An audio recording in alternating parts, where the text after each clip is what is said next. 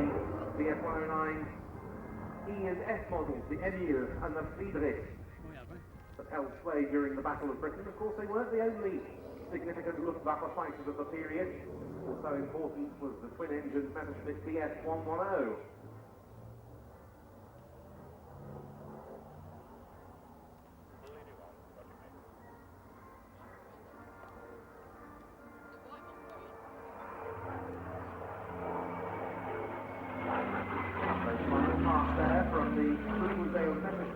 The FY09 G4, the Gustav in the German phonetic alphabet, who wanted a new high-speed transport aircraft. That aeroplane, Rolomeyer presented to the nation under the name Britain First.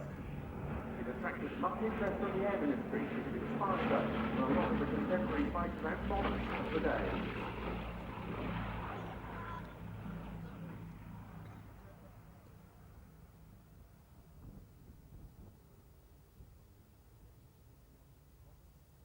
The decision was taken to adapt it as a new light bomber, and it was ordered for the RAF as the Blenheim Mark I, first being delivered to number 114 Squadron at Witton near Huntingdon in March 1937. It replaced the Hawker Hinds biplane light bomber, and an indication of the progress made was that the Hinds top speed was 186 miles an hour, that of the Blenheim was 206.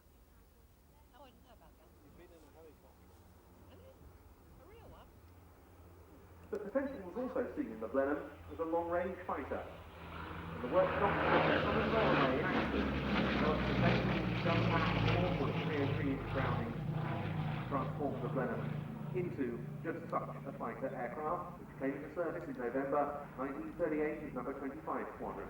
And it's as a Blenheim 1F fighter that this aircraft, newly restored, is now configured.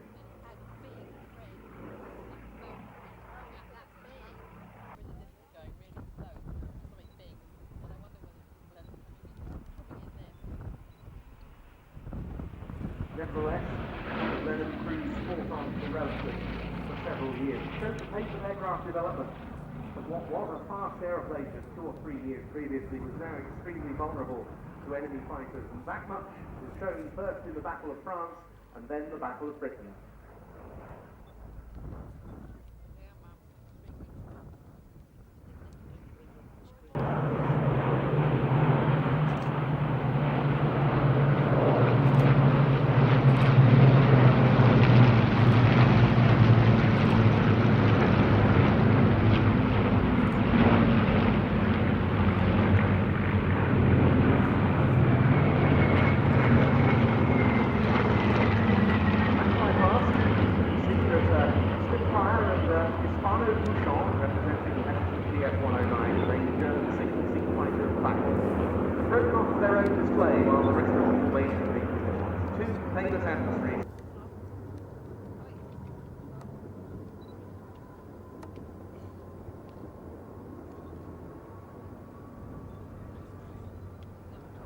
The BBC often carried reports on aerial engagements during the battle. This one, in July 1940, was broadcast by correspondent Charles Gardner. Well, 4-5 machines wheeling and turning around. Now, how does the machine gun change? 1, 2, 3, 4, 5, 6. Now, there's something coming right down on the tail of another. They're being chased there, and how they're being chased there. The police could try and chase them. Oh, the boy, look at them. Look, the Spitfires up behind the first two. You'll get them. Oh, yes. Oh, boy, I've never seen anything so good as this. The RAF fighters have really got these boys chased. Our machine is catching up the Messerschmitt now. It's catching it up. It's got the legs of it, you know. Now, right in fact, now go on, George. You've got him. No, the distance is a bit deceptive from here. You can't tell. But I think something definitely going to happen to that first Messerschmitt. Obviously, here we see the roles reversed as during this first part of their display, the Bouchon is on the tail of the Spitfire.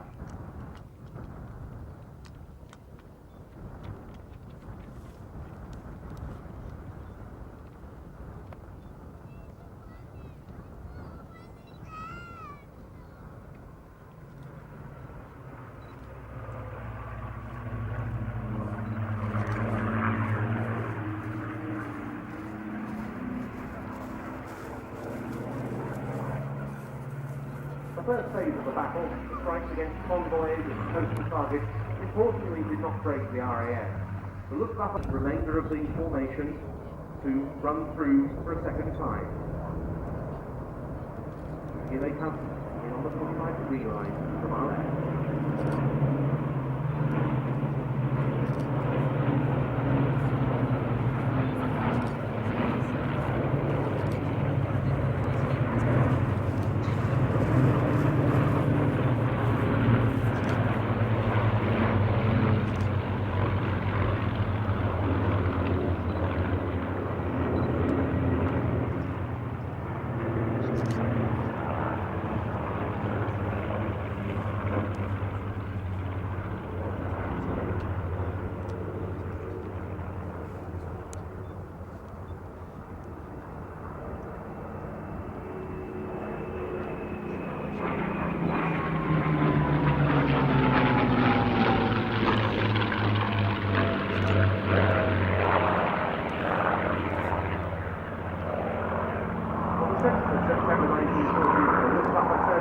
To London.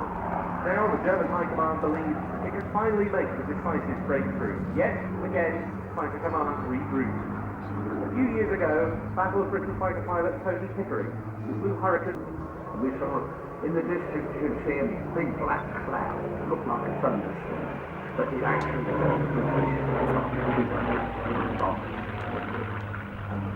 above his invasion plan.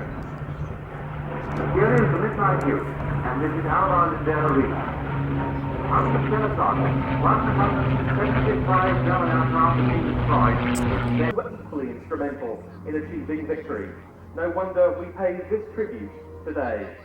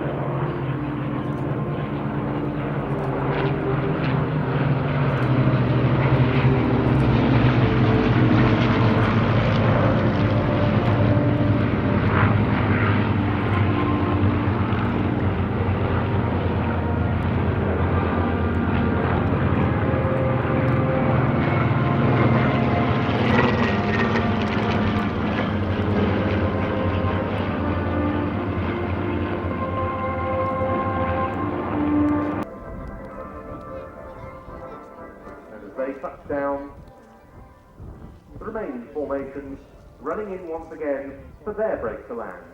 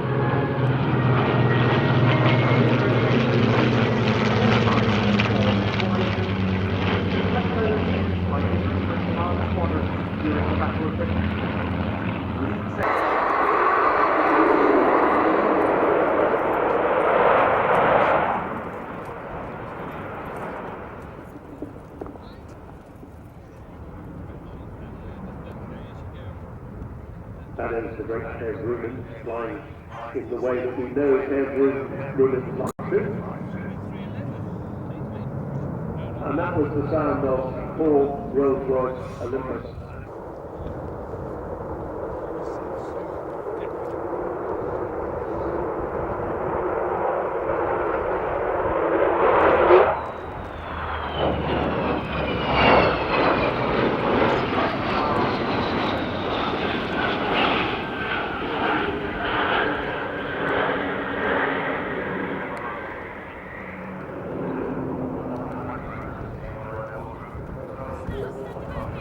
I've got another 4.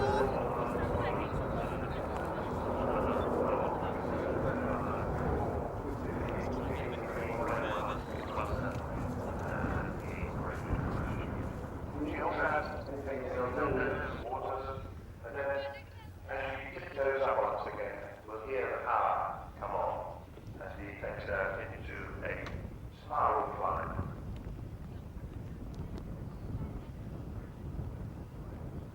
After the first flew in 1952, only 11 years after the first flight of the Lancaster, look at the two of them together, and you think they've got God, it's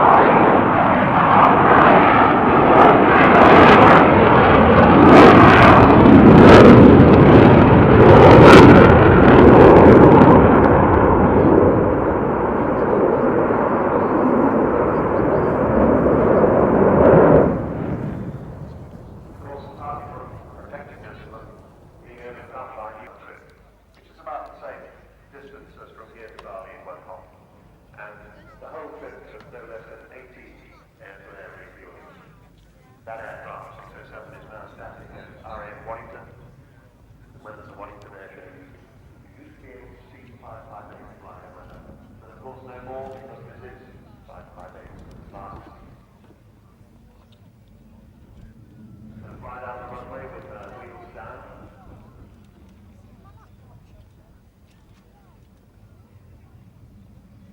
All 18 of them.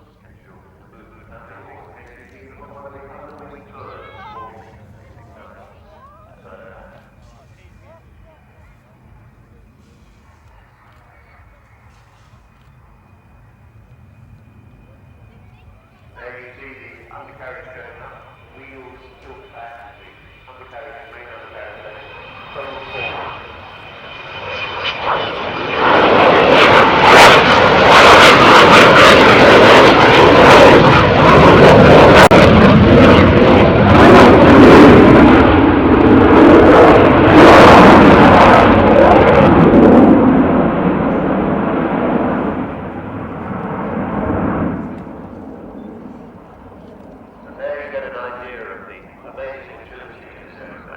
She doesn't have a big control gear like most pilots. She has fighter type control columns for each of the pilots. And of course she is amazingly agile. In the early days, at the Fiat airshow, the best pilots actually rolled the airplane. And that became rather more. She wasn't allowed to do it anymore. Actually comes in this time. You see the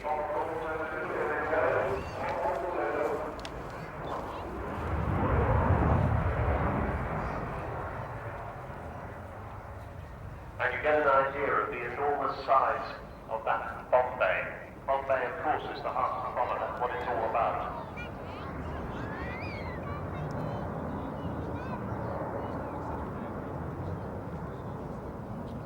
And in fact, on that bombing raid to the Falkland Islands, the aircraft took 21 1,000-pound bombs.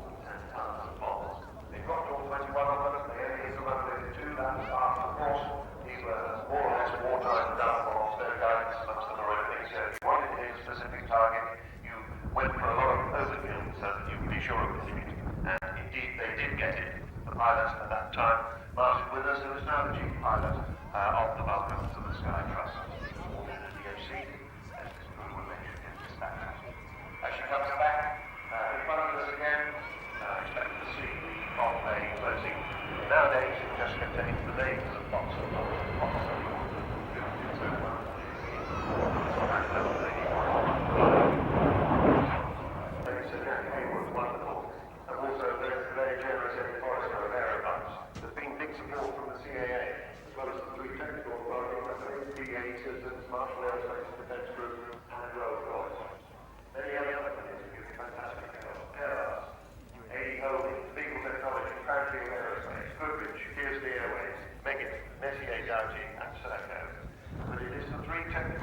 companies that will finally bring Vulcan's illustrious flying life to a close.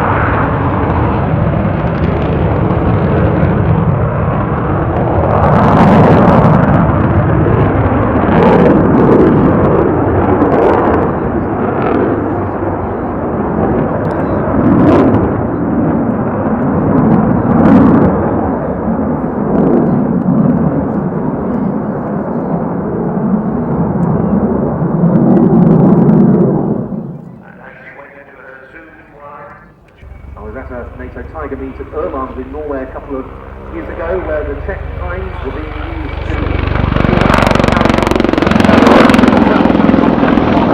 rescue missions in the Indonesian mountains.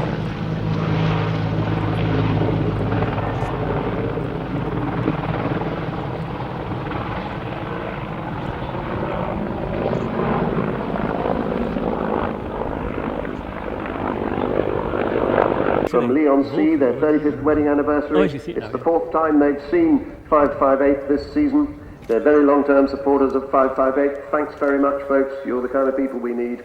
Also, Phil and Yvonne Raystrick at the airshow today on their 34th wedding anniversary. They've been looking forward to seeing her fly. And here she is. Look at this amazing sight. The Empress of Flying with her Praetorian Guards.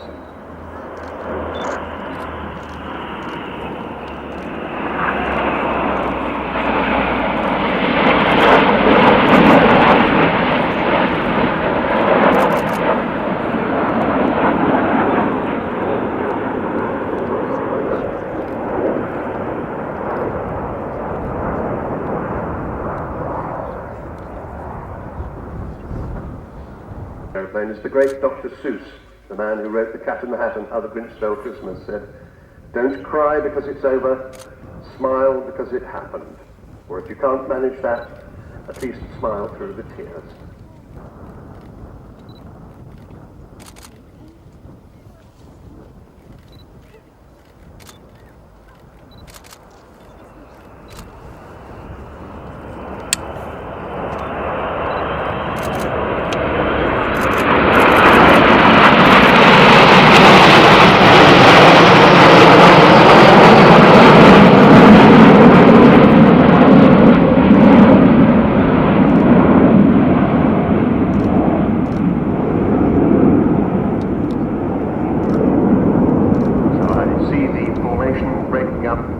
Falcon is departing from the Red Arrow's magnificent formation, and we shall be hearing from Squadron Leader Ling very shortly.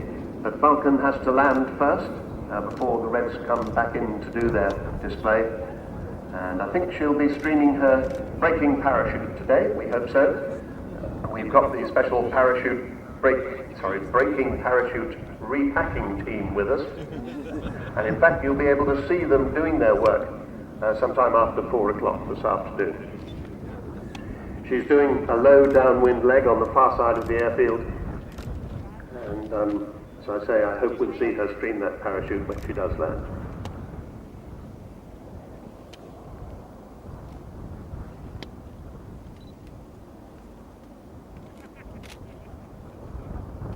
See the gear coming down.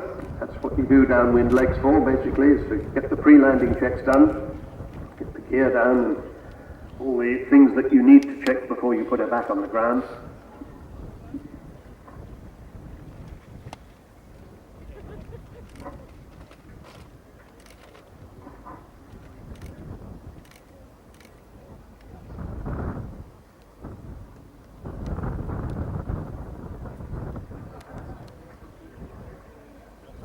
And I hope that when we see Bill bring her round onto final approach, that she'll probably touch down fairly near the end of the runway, although he might prove me wrong, so that she can do a good run for most of the length of the runway, and we shall see her slowing down under the effort of that huge tail parachute that slows her down. One of the reasons that we still need to raise money is that every time we use the braking parachute, it costs a couple of grand. So nothing is cheap with this airplane. She used it at top and bottom of the wing, and Bill's got her lined up with the runway and descending gently on the glide slope.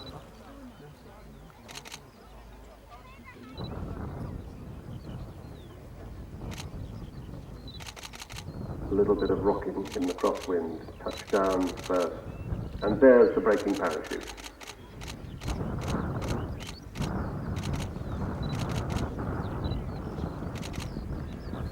So, there she is.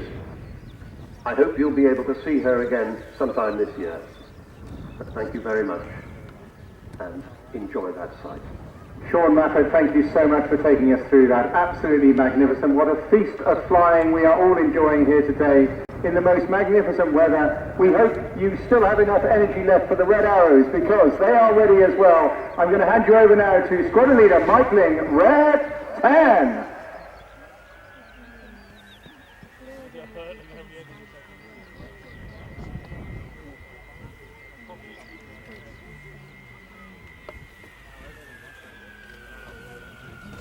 Well, a very good afternoon, ladies and gentlemen, boys and girls. You just heard I'm Squadron Leader Mike Ling, and I'm Red 10. I'm the supervisor with the Royal Air Force Aerobatic Team, the Red Arrows. And I'll be talking you through this display, which is about to begin. So please, a big round of applause for the 2015 Royal Air Force Aerobatic Team, the Red Arrows! An hour 4G. Formation around 20 feet apart, now collapsing to around 6 to 8 feet apart as they reach 6,000 feet and form the shape of short diamonds, slowing down to about 150 miles an hour. Leading the team is Red 1 Squadron Leader David Montenegro, and it's David's first year as the team's lead. In fact, led the synchro pair. That's him leading the team now as they come into a left-hand twist. Reds 4, 5, 8 and 9 now acknowledging the move. Reds 6 and 7 move to their respective sides. Reds 8 and 9 to the outside. A very wide shape now. 100 metres or 300 feet wide with some very patriotic red, white and blue. This is Phoenix. How fitting with that red, white and blue above the fabulous Falcon there. Fly past. A real credit to the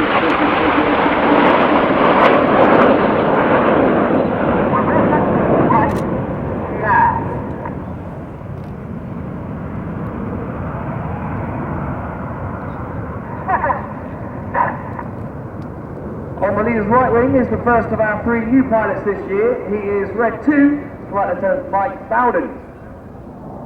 Mike is a former Hawk flying instructor, then operationally moved on to flying both the Harrier GR9 and the Tornado GR4 before joining the Red Arrows.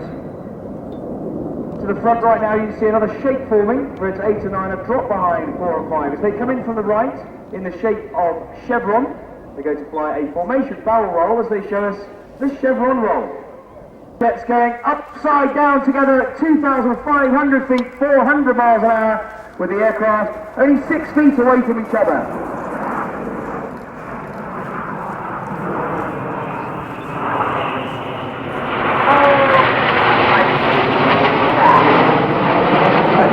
To the left, this is Spitfire.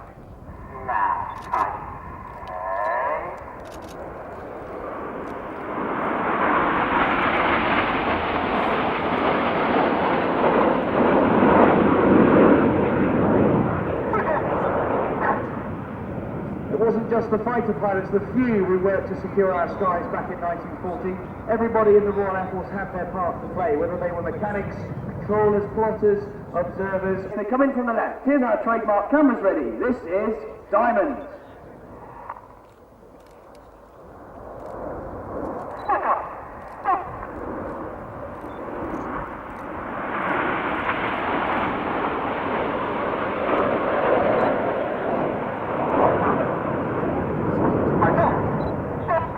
The lowermost aircraft as we see it is flown by the last of our new pilots. He's Red 5, Flight Lieutenant Tom 15. This is the Whirlwind.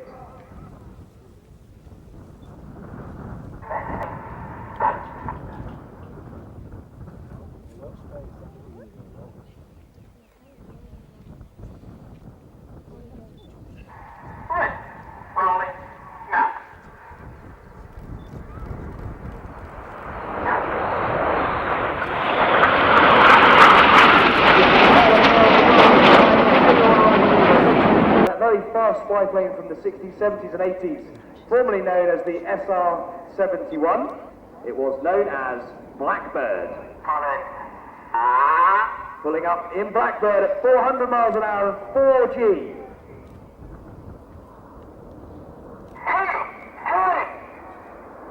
Another shape change now as the jets now reach 6,000 feet, slowing down to around 150 miles an hour as we hit through that small, back up to 4G. Speed's building up to 400 miles an hour as they twist this shape, feathered arrow, or thread.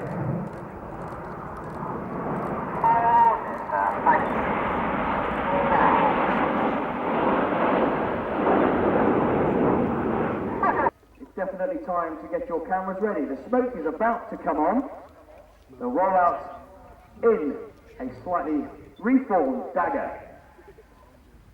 Now comes the smoke. Cameras ready as we start the second half of the display with the detonator.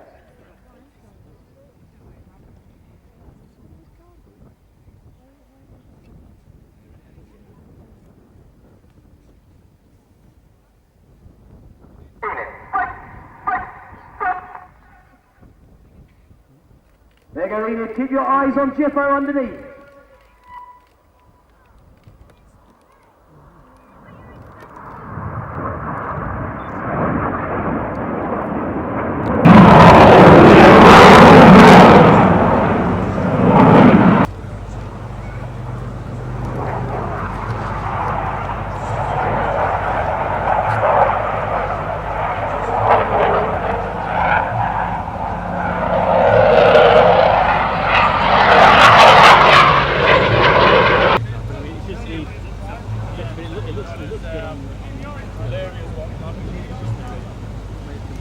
I bet it's still,